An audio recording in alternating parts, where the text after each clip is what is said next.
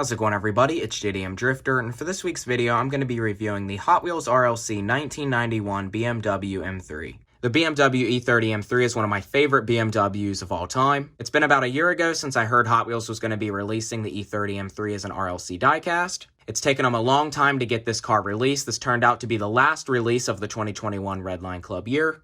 This BMW M3 and the Rosen 164 Impala, I think, have become the two most popular RLC releases of the year. Luckily, from the 2021 RLC year, I managed to get all of the RLC cars that I really wanted. The E30 M3 was definitely one of my main ones that I was looking for from the year. So luckily, Hot Wheels managed to actually get this car released, and I cannot wait to check this thing out. This is one of very few that was actually released in the acrylic case for the 2021 RLC. The majority of the releases were just put on a card, so I didn't get to open those up and check them out here on my channel. The only RLC cars I really got to open up and check out this year was the 64 Impala Lowriders. I did bring out the 92 BMW M3 Hot Wheels has made previously to compare to the new RLC release later in the video, as well as I brought out the new 88 BMW M3 that's been released by Maisto. The proportions of the new Maisto BMW M3 seem to be kind of in between this new RLC release and the previous release Hot Wheels has made. This is also one of very few new castings to be released in the RLC this year, which also makes this one a little more special.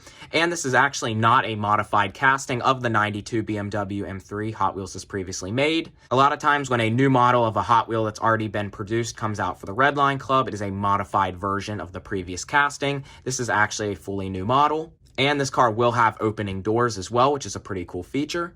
So before we open this up, let's go and take a look at the outer box. This has just the normal plain white box, but instead of having just black lettering this time, it has a dark purplish blue color. So you can see here, it says that this is the 1991 BMW M3, and the Hot Wheel logo is on all sides of the box. So let's go ahead and cut this open and see what it looks like.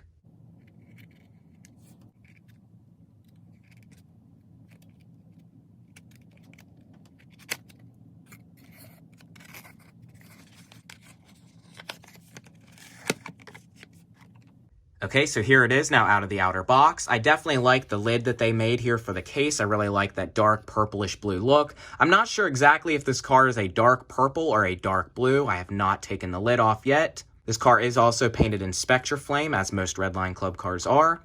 And let's go ahead and see what number we got.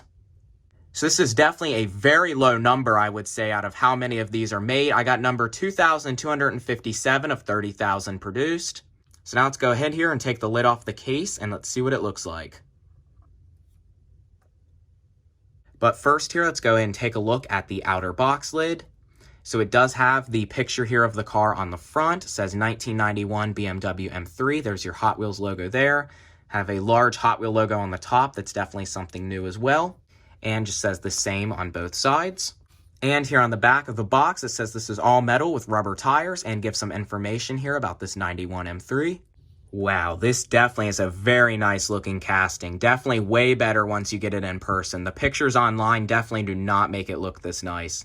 It is more of like a Spectra Flame dark blue, but this is definitely a unique color. I've not seen really any other RLC cars be used in this exact paint color, at least recently. It does kind of look a little bit purplish in some lights too, but also kind of like a dark ocean blue color. Now, I will not be unscrewing the car here from the base, but I will be taking the acrylic case lid off so we can get an up-close look at all the details and the opening doors. But this definitely is one I think that everybody needs to open if they wanted to or not, because the rubber bands on these cars, probably over even a short period of time, will stick to the paint and peel the paint off the car or leave a residue permanently stuck to the paint. It's more worth opening the car and taking the rubber band off than keeping it in the package for a long time than the paint being ruined. I think in the future, ones that have been opened with the rubber band removed will definitely hold more value. I have heard some people on Instagram have already said that the rubber bands have left some residue on the paint, but I don't think it's been anything permanent.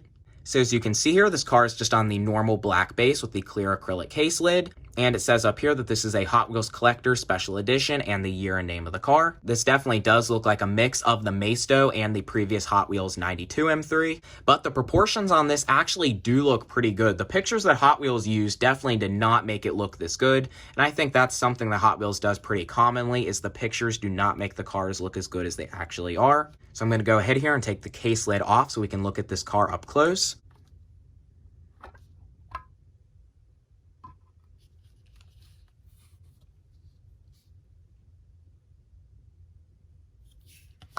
Okay, so here's the 91 BMW E30 M3 out of the case. Even now with the case lid off, just keeps making this car look better and better.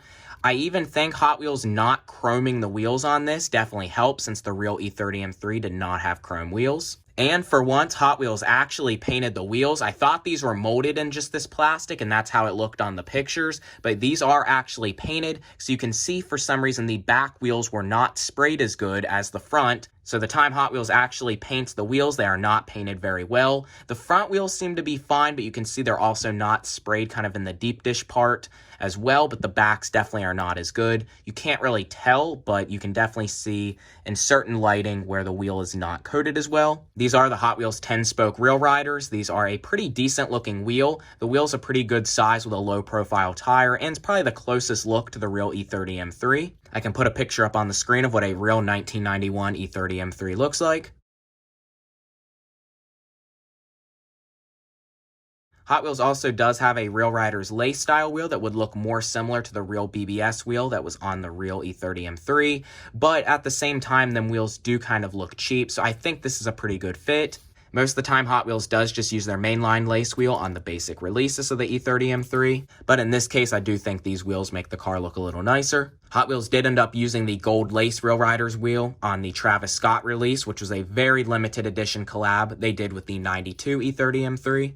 So I'm going to go ahead here and try to carefully remove this rubber band without messing anything up. Okay, so here's the car now with the rubber band removed. The rubber band did not peel or chip any of the paint off of the car and was pretty easy to remove, but I did notice here on the roof you can kind of see a little bit of a line where the residue of the rubber band was. I've tried to rub that off and it still seems like it's stuck to the car. So the rubber bands did slightly still mess with the paint on the cars. I think there's other methods they could have used to make sure the doors stay shut, and the doors seem to be pretty stuck to the car, like they're not going to come loose anyhow. Some are probably looser than others depending on the paint coats, but I do feel like these doors will be hard to open, especially since they do have the side windows up.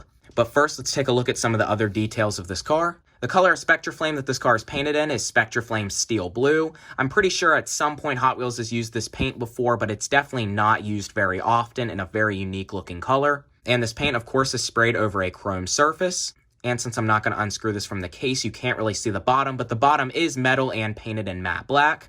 As I already mentioned, the 10-spoke wheels are also painted in a matte kind of metallic silver with the low-profile rubber tire. This is a left-hand drive US spec E30 M3, and this does have a fully detailed front end with the turn signals, headlights, grille, BMW emblem, and the M3 badge. Also for the sides here, it does actually have the side windows, which are separate pieces made to the doors, and the doors are die-cast, so they all are painted to match. This also does have the mirrors painted with silver behind the mirrors, as well as the little key slot there underneath the door handle. It does have the matte black trim all around the windows on the front, back, and sides. The spoiler on this car is a separate piece of die-cast, which is pretty rare for Hot Wheels to do, as well as the rear M3 badge, BMW logo, taillights, and a California license plate that says E30 M3. This does not have detailed exhaust tips, but it does have 2 exhaust tips on the left side. And the interior on this car is just molded in black plastic, and this just has tinted windows. So really nice looking car. It's fully detailed. I really like the details, the separate piece spoiler, and the opening doors. And another thing with the doors is that they do not have a major panel gap, as I've seen some other releases have. You can see that the doors do open, but it is very subtle. So I'm going to go ahead and open up these doors so we can check out the interior, and hopefully these can be opened very carefully without damaging the paint. So I did manage to get one door open here. I could not get the passenger side door open at all, and I did not want to risk messing up the paint. I just carefully with a toothpick pried the door open. These doors are very hard to open, and I've noticed that a lot of Matchbox opening parts and Hot Wheels like this that have opening doors, they don't make them very easy to open. I remember the RWB's doors were very hard to open as well. I think these are mainly hard to open because they have the windows on the doors, and that makes it hard to pry open. Which having the windows here on the doors is very nice looking, but it also makes it very hard to open. You could damage your car. I think Hot Wheels needs to actually make the hinges on these looser, and then I could actually see the rubber band being useful. But with how hard these doors are to open, the rubber band definitely had no effect. It's kind of hard to see here in the interior, but it does actually have the BMW logo printed on the steering wheel, as well as the gauges actually printed on. So you can see the interior is all just plain black, and the door panels are also actually painted black, which are a part of the side windows. They masked off the transparent part of the windows and painted the door frame and the door panels matte black. I did manage to get the passenger side door open here by pushing it out from the inside. So here's what it looks like with both doors open. Definitely does look pretty cool with the doors open if you manage to open them, but you cannot have it on display with the doors open if you leave the case lid on it. These do stick out farther past where the case lid would go, but one way or the other, I will just be displaying this with the case lid on and the doors closed. But for the rest of the video, I will just go ahead and leave the doors open. Brennan Vituski was the designer of this casting, and Juna Mai was the designer of the 92 M3. As you can see here how much more premium and realistic the new RLC casting is compared to the 92 M3. Juna Mai, back when he used to work with Hot Wheels, did do some of the best designs, and it is pretty cool that he brought the E30 M3 into a Hot Wheels diecast, but the proportions on this one are definitely not very good. So you can see the wide body kit seems to be a little bit too wide, and the roof seems to be too low.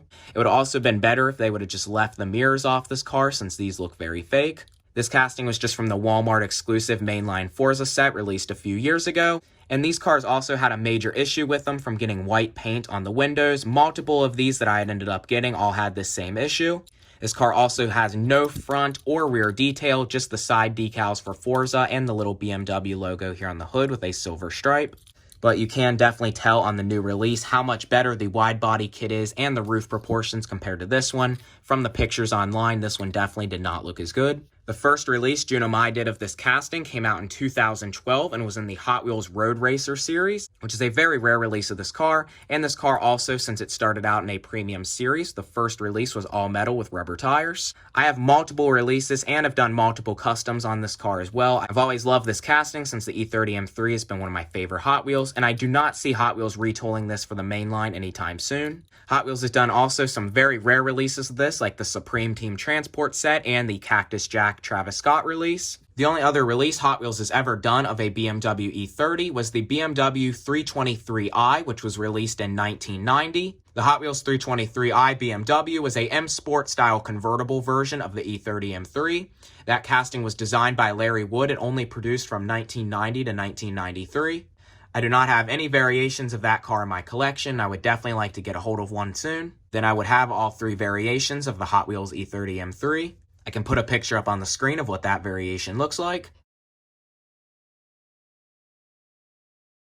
And last up here, I brought out the new Maisto 1988 BMW M3.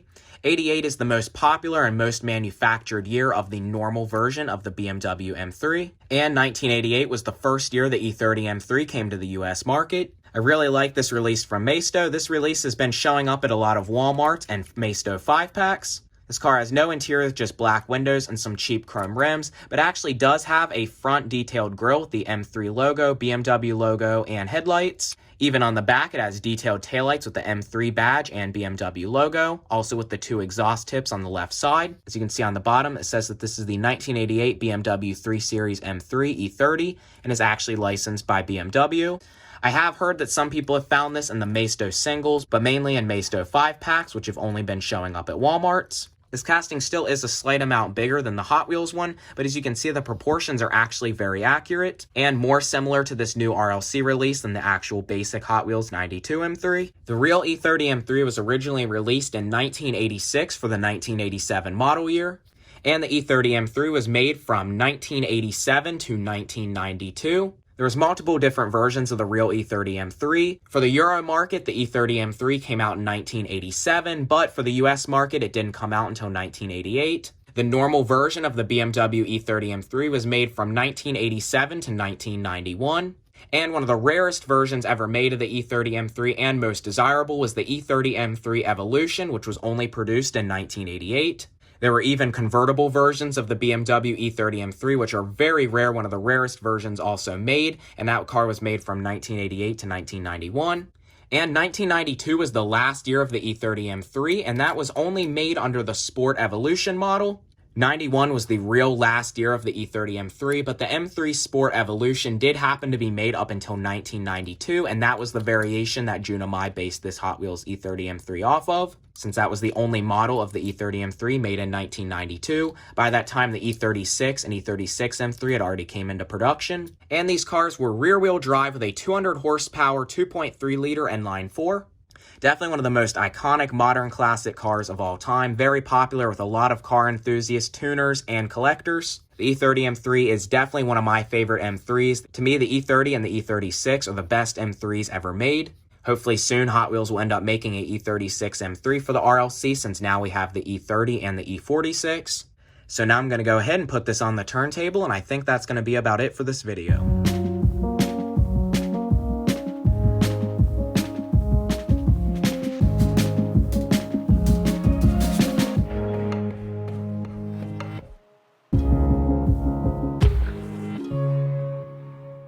Okay, so that is about all for this video. If you enjoyed the video, please comment, like, and subscribe. And if you haven't already, please check out my other most recent video on the Matchbox Collector Chevy C10. This is definitely a really nice RLC car, definitely one of the best of the year. To me, this is up there with the Rose Lowrider. I haven't been uploading too much recently because I haven't really had anything to review, so finally I got a hold of something like this that's really cool to review. And if you're not already, please follow my Instagram. It is itsjdmdrifter. I can put it in the description as well. So again, if you enjoyed the video, please comment, like, and subscribe, and I will see you next time.